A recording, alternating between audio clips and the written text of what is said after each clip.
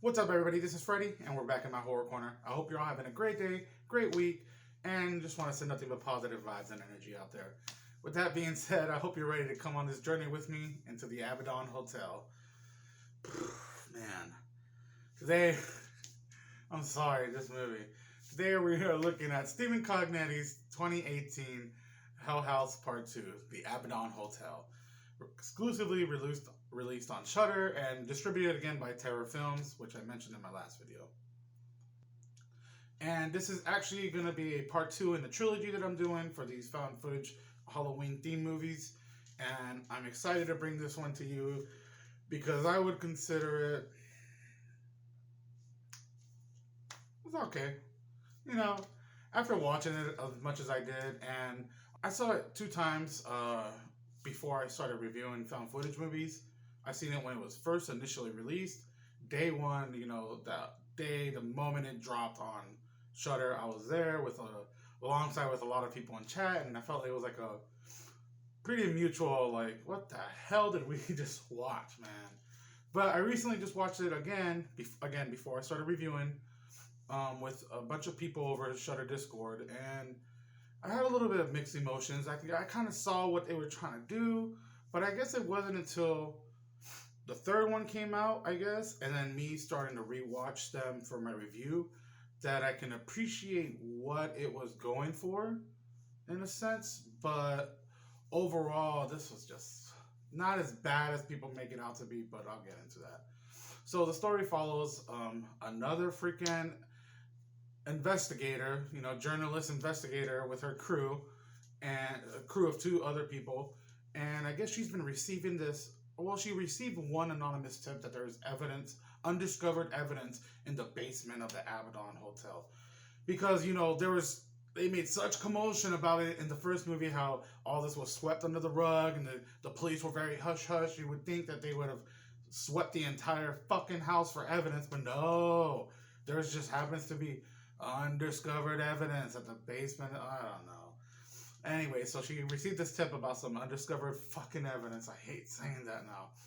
And she's trying to ensemble a crew. Her main focus of her crew is going to be acquiring the only survivor of the first movie, the first documentary crew in the movie, Hell House Part 1, Mitchell Cavanaugh, who does have a quick moment in the movie. You don't see him, but in the first movie, it's at the very end. It's when Sarah, she hands off the tapes, and I think it's Mitchell is gonna go and review them. And at the very end, she even says, "Okay, you stay behind and edit the footage or look through the footage." But yeah, so it felt like an easy way to just kind of shoehorn somebody in there to try to tie something in like that. If you can try to get what I'm saying. But that's her main focus. She's trying to get this guy who he happens just to be doing. He's the one that released the movie. He edited the first movie in this universe, and he released it. And I feel like this is almost like Blair Witch Book of Shadows. Don't fucking get mad that I'm not necessarily comparing the movies. I'm just like the concept of, like, in that movie, Book of Shadows, the Blair Witch tape is real, and it's just kind of caused this crazy hype and commotion. And I feel like that's almost what this was going for, in a more modern and actual found footage narrative, because Book of Shadows was fuck. I just need to stop talking about Book of Shadows before people start unsubscribing. It's a guilty pleasure. But anyways, so she's trying to get this ensemble going, and oh man, I just lost my whole train of thought over that. So she's trying to get this guy Mitchell, who's doing these news shows, and he's the one that released the tape, the first movie, and essentially does get him to go with her and break into the Abaddon Hotel and get to the basement, because she knows where the Abaddon is, but she needs a guide to get it, like, throughout the house and stuff, and he just happens to know, even though he just edited the footage. Which is another thing. She's kind of like putting this guy on a fucking pedestal, like he's the guide, but I don't think he's ever been in the house, except for, I'm not sure, but yeah, it's just so weird. It's weird. It's such a weird thing they try to do. It almost, and I hate to say it, I'm not trying to be rude. I myself don't write movies. I don't fucking make movies. I do these half-ass fucking reviews. but it just feels like a lazy way to like fucking shoehorn in these characters who absolutely have just no chemistry or genuine flow to each other or one another. But essentially, she does get this guy to come indoor with her, and they shortly realize that the fucking stories are fucking true. And we mostly follow Jessica Fox, who is played by a Jillian Wirtz. I'm sorry if I said that wrong. She has a crew of 2 people. She's got Molly, played by Joy Schatz, and who is this? David, played by Dustin Austin. That's such a weird name. Anyways, yeah, and I'll go into the other people a little later. I just want to talk about these people. Between these 4 people, Mitchell, Jessica, and her two crew people, Molly and David. And he gets the least amount of screen time. He's like the cameraman, but I feel like he was like the only probably genuine person that I've just felt relatable. I don't know that, and it's so sad. Like, how are you gonna have the cameraman who's barely in the movie, barely has any dialogue, and dialogue is a whole other thing, but barely has any lines, as compared to the other people, and he was by far the most better character than all of them. It's just like the Jessica Fox, the character in the movie, the investigator, she just feels like a complete rehash of the first investigator of the movie. And to me, honestly, that's what this movie feels like. It's a complete rehash. I'm trying to just be not rude and just trying to be honest about that. But just out of those 4 characters, that's how I feel. We also have a few other people. We have this guy that's on this talk show along with Mitchell Cavanaugh. His name is, in the movie, he is Arnold Tesselman, played by Brian Tracy. And he is also joined on the news show that they're doing by the psychic dude, who I'm going to just name drop another movie. Kind of reminds me of I don't know his name off the bat, and I hate it. I'll look for a picture if I can. The psychic dude in Grave Encounters, but not that fucking eccentric and weird. But it's just like, it just felt like this, like I said, this movie almost feels like a rehash of certain other movies. And so we have this psychic dude. His name is Brock Davies. In the movie, he's played by Kyle Engelman. And between all these people interacting, there's a news show that they're doing in the very beginning where it's like the first 20 to 25 minutes is this fucking like cringy news show. And I hate to say this too because I love fucking Hatchet. It's one of my favorite series. But if you've seen the 4th movie, Victor Crowley, there's a news segment that almost feels just like that too. And it's just so odd to me. I don't know if it's just my own mind picking at these things, but the first like 20 to 25 minutes is like this new segment. We have Mitchell Cavanaugh. We have the host. I can't think of her name right now. We have the guy I just told you, Arnold Tesselman in the movie. He's kind of like the antagonist to Mitchell Cavanaugh. He's like a landlord, I guess, or he owns the property, something like that. He owns the hotel in some sense. And he's kind of out there going against Mitchell Cavanaugh, who's saying, this is all real. And he's trying to assure, and the other guy is trying to assure everybody, like, no, this is not. This is just an elaborate blah, blah, blah. Just, his character was just so fucking annoying. I hated it. And it's also YouTube clips. And this is probably one thing I did kind of like. And I read somewhere where they're going to be doing this, like, spin-off series. I don't know how accurate that is. I'll have to look again. But this is something I kind of didn't mind. They have these YouTube clips where there's like people doing challenges to go into the hotel. There's like one dude, he's like live streaming, and apparently he goes in, he gets like 3 feet in, and there's like somebody just standing like halfway through the doorway or the stairwell, and he's just like, I'm sorry, I'll go now. And he just doesn't move. And they even say on the news segment when they're showing these clips, like, oh, this kept going. It did not stop live streaming until the battery ran out. So I was like, oh, okay, that's cool. There's another one where they show this couple. They're driving along the road, and they see this lady hitchhiking. Who they're like, oh, babe, let's pick up. So they pick her up, and she's like, I'm going to the Abaddon. Take me to the hotel. And she looks like she's dead as fuck. Like, I don't know. She's pale, dude. Like, it's so odd. So they pick her up. They drop her off at the hotel. She runs all off. And I don't understand why they chase her. They're like, oh, she doesn't know what she's doing. Well, who cares? Like, I don't know. Just let her, like, you shouldn't have picked her up in the first place. But it was just, I don't know. Even though I'm eye rolling at that, this is probably the better parts of the movie that I did like. It's all about 20 to 25 minutes or so that you're gonna get stuff like this over. There's another clip. This is a little interesting. So first they start off the movie with his mom crying about her kid. He streamed himself going into the hotel, and a bunch of crazy shit happened. Like, I don't want to get too into that. But then they also have this home video of the same kid that the mom provided, because in the first clip where he streamed, you could hear the piano music playing. You know, dun dun dun dun. If you've seen the movie, you know. And she said, "Oh, that sounded so familiar," and I remember why. And they showed this clip from like 1997. It's the same kid. It's the same guy, and it's him when he was a kid. And he's playing the piano in the kitchen by himself, playing the Hell House theme. And he's just like, "The hotel will open in 2009," and it's 1997. So it's kind of just trying to show you that this hotel has been having influence on like just surrounding people. I guess it just chooses people at random and eventually lures them into the fucking hotel.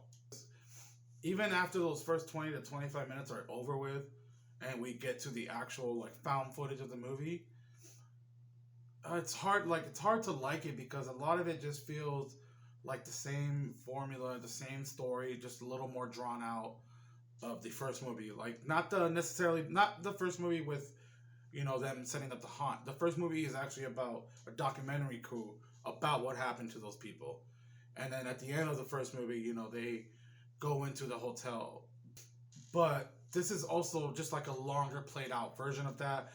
There's like the same fucking scares that we see in the first movie with the strobe light. The clown is back. And for some reason, like, this time the clown is very less menacing.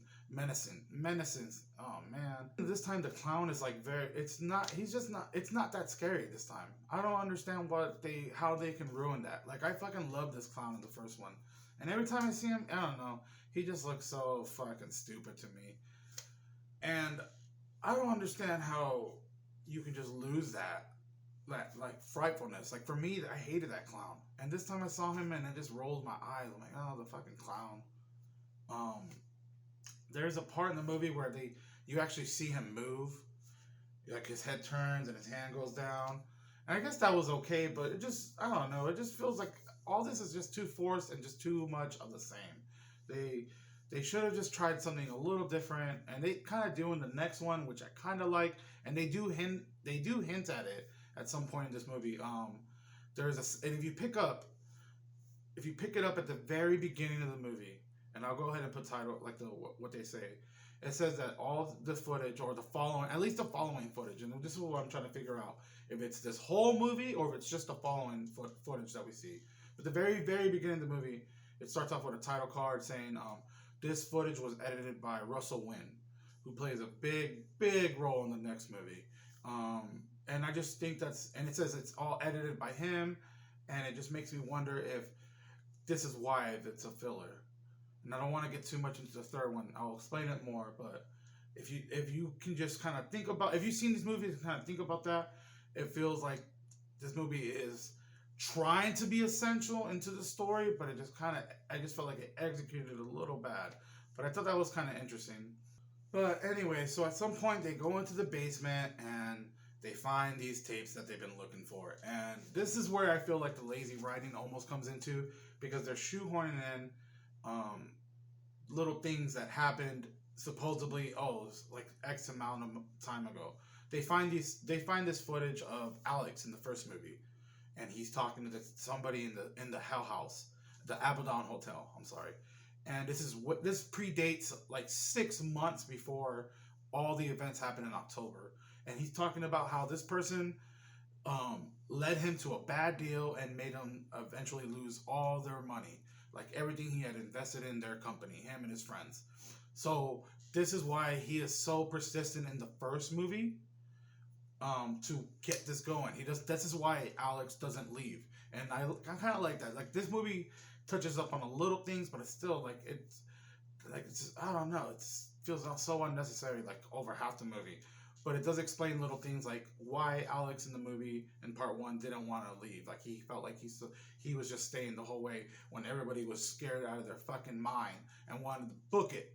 But I thought that was kind of interesting that, and you see him shake you see him shake somebody's hand.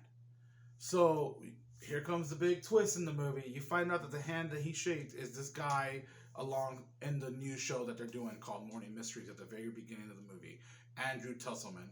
And he is actually the ghost version of Andrew Tully, who is like the mastermind behind everything. I mentioned him a little bit in the first movie. I didn't want to go too much into it, but that's why I didn't mention it too much, because they only mentioned him very briefly, probably in the first movie, and they kind of just leave it ambiguous with all these cult symbols at the bottom, at the basement. It kind of leaves you to think.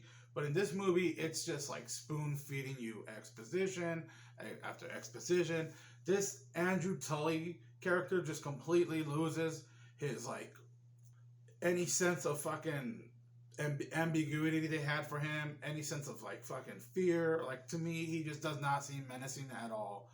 He does this even like big evil man speech where he's essentially telling you his plot and all of what he wants to do, and it's just fucking hold on. So yeah, you find out that he shook hands with the ghost guy that he didn't even know was Andrew Tully. And it was just a deal, essentially. He's like, hey, use my hotel now since you're so broke, because he essentially made him that way. He told him about some deal that went bad, and then he came back to him. He's like, well, I have this hotel. How about you use it for your next haunt? Okay, yeah, sounds good. Fuck it. Let's do it. What other choice do I have now, because you fucked me over? So I'm just going to go. Like, seriously, either if you want, I would not recommend this. I feel like the third one, you can just probably watch, and it'll probably explain things. And if I can recall, it'll explain things. Not necessarily the little details that this has, but I'll just leave you how it ends. It ends with, at some point during halfway through the movie, Jessica you find out that Jessica survived this ordeal. You know, she's actually talking to police. So we're getting 3 different narratives. We're getting footage of the news clips of the news show at the beginning. We're getting the found footage narrative for the whole movie, and then we're getting this other narrative where Jessica survived. Her face is all bloody. She's talking to cops, but you come to find out at the end, a cop walks by the camera, and she does like this demon ghost face, and you kind of for me, I just rolled my fucking eyes. It was just so cliche, like so passe. Like, I can't with these stupid little faces. I mean, there's movies where it does that, and I still don't like that. One I can think of for sure is Grave Encounters. Does the whole fucking, distorted type of face. I just roll my eyes, even though I love Grave Encounters, of course. It has its fucking problems, and this is one of those instances where it does that as well, and I just can't. There's also another bad CGI thing. I'll just go straight into my dislikes. There's also a CGI moment where this portal to hell opens up at the very end of the movie, and it just looks so bad, dude. I can't. I mean, if it's just for little things, I guess you can. I don't mind the CGI, but it just it's frustrating. I can't get my words out. It's so frustrating. The acting in this movie comes off horrendous to me. There's, like I said at the beginning, there's only like one character that kind of just I like personally, was the cameraman. But other than that, nobody feels genuine at all. Though you watch the first movie and you get that sense where everybody communicates together and they're friends. They obviously have a past. None of that is here. Even though, I mean, they're not even supposed to be friends, but even still, it just comes off so bland and generic. I personally don't like that. It also, the first 20 to 25 minutes of the movie just completely has a different tone for the rest of the movie that I personally think it just doesn't fit it at all. I wish they would have just went for a different type of narrative than that news talk show thing. Another thing is the whole movie, except like after that, not even that, the whole movie almost feels like a rehash of little other movies, and I hate to say that because Again, I don't do things like that. I don't create fucking movies and I don't write scripts. This is just my own personal opinion on that. There's also no, for me, there's like no tension in the movie at all. No dread. There's nothing. There's no build up. I even said like in the beginning of the first movie, there is a lot of dread and tension. This one doesn't have it at all. At all. Now, what I like, I mean, there is things I like about it, especially after rewatching it. I appreciate what it's trying to do as a whole. Like once you see it and you see the third one, and maybe you see them all, you can kind of see what they were trying to do with the second one. A lot of it's just to give you a little. It's mostly just to give you a little bit of background information on the house, Andrew Tully, how it kind of operates and it can influence things, and it's been influencing things because the third one does something kind of similar, but I'll get into that later. But like I said, there's the very beginning of the movie, you have a title card with Russell Wynn, who edited all this footage and everything. They name drop him a few times. He does play a big role in the movie, and this is all like his movie. I want to just say this. I mean, that's what I think. That's my theory, because it starts off, the very beginning starts off with that, and my theory is this was done on purpose by him and his reasoning for whatever we find out in the next movie. Because they even say during the news show, oh, in our next segment, join us, we'll have Russell Wynn, and he says how he's been receiving anonymous footage by somebody. Somebody's just sending this fucking rich dude random footage of Hell House, whatever happened in Hell House. Like, it hints at what's gonna come, and I can kind of understand what they were aiming at. It's just executed so bad. So bad. Some of my favorite scenes, I would say, if there was any, there's a scene at the very actually end of the movie where you get this conversation between Alex and Mac from the first movie, and they make little appearances throughout the movie, especially near the end. You see them in like their ghost form, like they're just all pale as fuck. But I like the scene at the end because it's even if it's just fucking 20-30 seconds of them talking really quick about them arguing about setting up Hell House, him coming clean about what's going on, how he lost everything. It comes off genuine, and that sucks. This is what I want. I need chemistry like this very last 30 seconds for the whole movie, not for fucking 30 seconds at the end. But that was fucking something I liked. Another good scene that I like personally in the movie, probably the only good scene for me. Like this movie is so weird to me. But there's a scene where there's psychic. He's finally in the house with them, and he's sitting down at a table. He's got on the table written yes, or Y and no, Y and an N, yes or no. And he's got the thing for the Ouija board. I forgot what it's called. And he's asking questions, and you see it move to the no. Can't remember what he asked. But when they first get there, you see like there's still a bunch of mannequins there, and you see one like lady in white kind of just sitting, not facing them. And throughout this scene, they're kind of like turning the camera left and right. And there's parts where they turn it and she's turned. She's like moved. If you pay attention, you'll notice it. She's kind of like moved from where her first angle was. Then when they finally turn it, she's like standing up or whatever. And I thought that was a pretty good scare. Like, and that's it for me though. Everything else was just like a rehash of whatever else was in the first movie, and it sucks. I hate to say it, but I'm excited to do the next one because I feel like the next one is it's not bad. And this one's not bad. It gets a lot of hate. I get it, but this one's definitely not as bad as people make it out to be. With that being said, I'll just leave it there. I would not recommend it, but go ahead and watch it just for curiosity. But I definitely feel like you can watch the third one and you do just fine. If I had to give this a rating, I didn't actually rate my first one. I think if I didn't, it feels so, I don't know. Let me know how you feel about ratings. I personally don't like to say, I've been trying to do it lately, but I personally don't like it. I feel like maybe people like that. They find that more appealing, but just let me know. But if I had to rate this, I'm going to give this like a 2.5. Hell House, the Abaddon Hotel Part 2. It's definitely a pass.